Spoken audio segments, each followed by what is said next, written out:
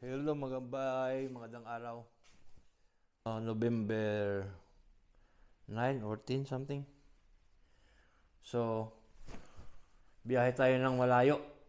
Pupunta tayo ng boundary ng Canada at Amerika. Meron tayong kailangang asikasuhin doon at gagawin natin. So, yung biyahe natin, medyo malayo-layo. Abot ng 6 hours. Yan o. Kasi malamig yung panahon, below zero yung ano ngayon. Yung ating temperatura. Dala tayo ng mga kapal ng mga jacket. Kumot. Alright, so in case na siraan tayo sa daan, meron tayong panglaban sa ano. Panlaban sa lamig.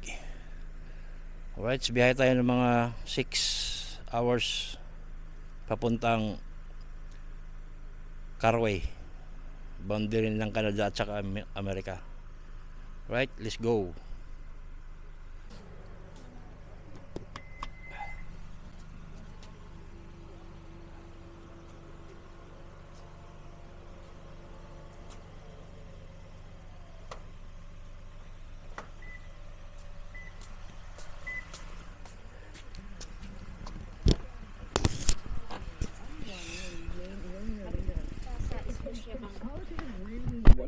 Let's go.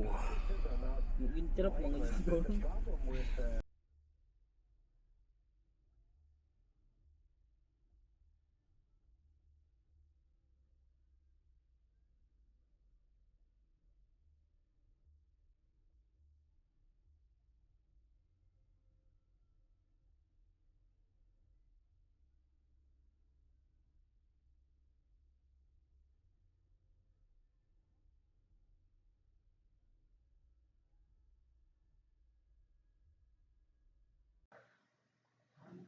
Andito na tayo mga bay sa Carway, dito sa boundary ng Canada at Amerika. So maghanap-hanap tayo ng parking dito. At yung napasukan natin mga bay, parang mali yata yung naparkingan ko. So bumalik kami doon at pumarking kami doon sa may tindahan ng duty free. So doon pwede maghintay ng matagal.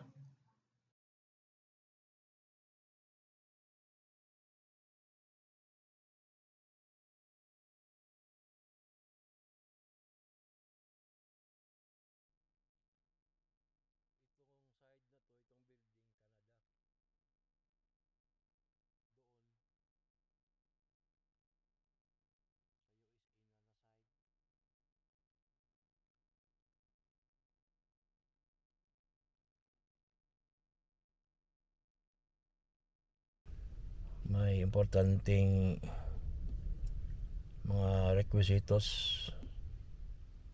mga kailangan gawin. So, napaka yung lugar dito, kunti lang yung tao.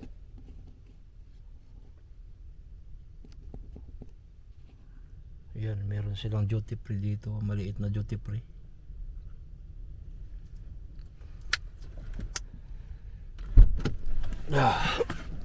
Labas tayo.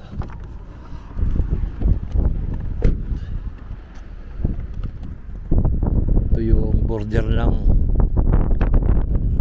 Canada at saka Amerika. Yung doon,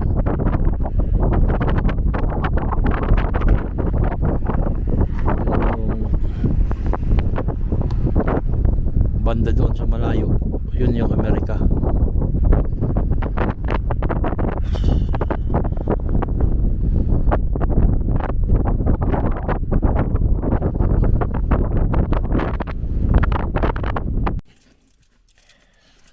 Nakarating tayo dito mga bay sa border ng Canada USA alas 9.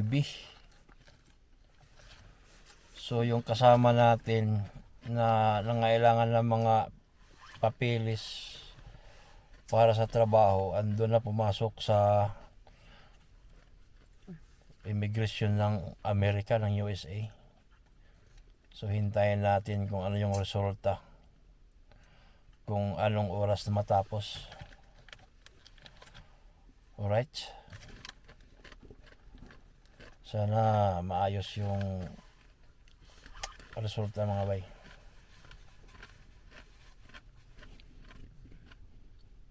Balitaan ko kayo mga bay kung ano yung resulta ng apply ng mga papeles doon sa border.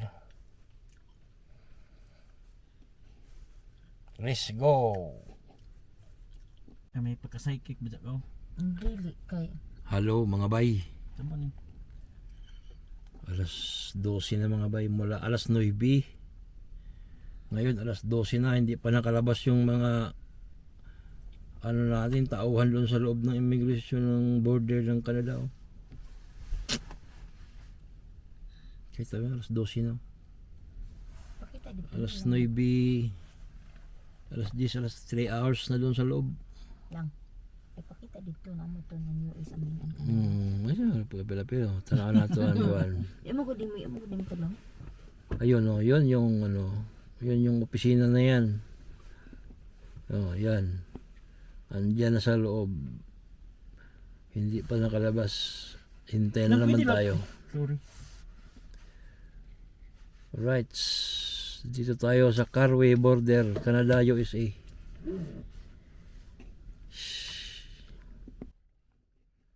Hello, mga bay.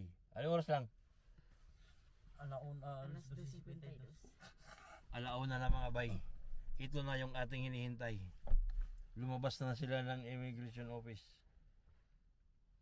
Tingnan natin kung ano yung resulta. Alright.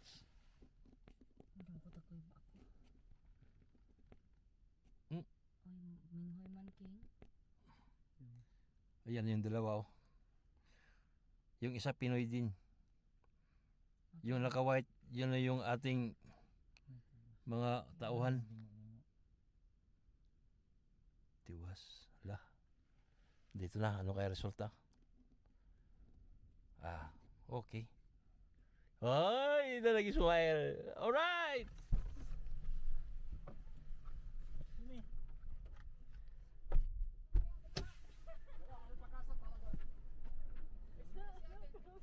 Ha?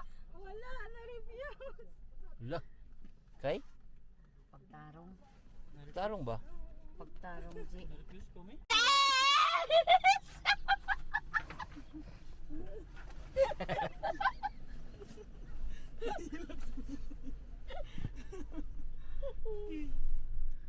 Yes, worth it.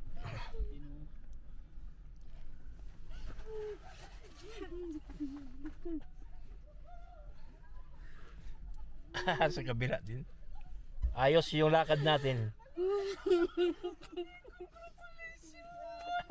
Kasi sa kapatid mo ate. Sana tayo will.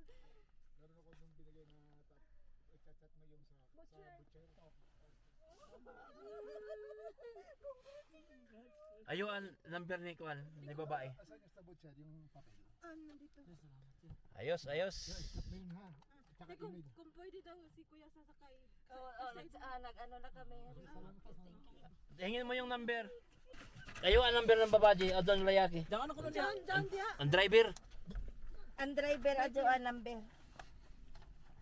Adyo ang number. Ayos. Ayos mga bay. Picture. Yes. Sara mit na no? Ha? Si Sara. Nay. Adyo ang number ng Layaki King.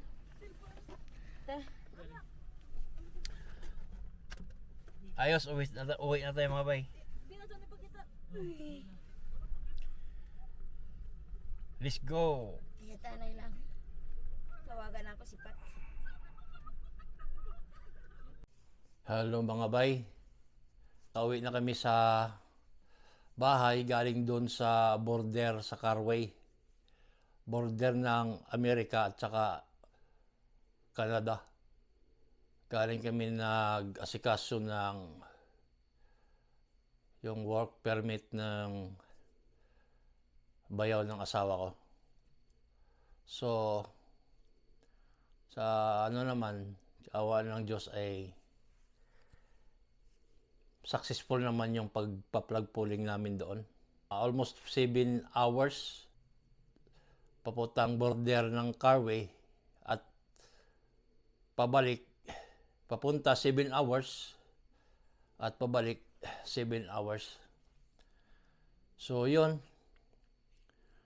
at nagiging may work permit na yung isang kasama namin dito. So yung mga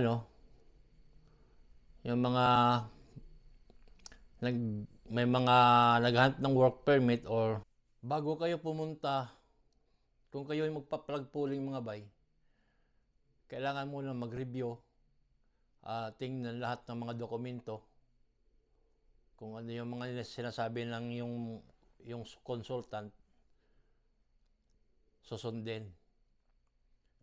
At tiwala lang sa Panginoon, mag-pray bago talaga pumunta doon.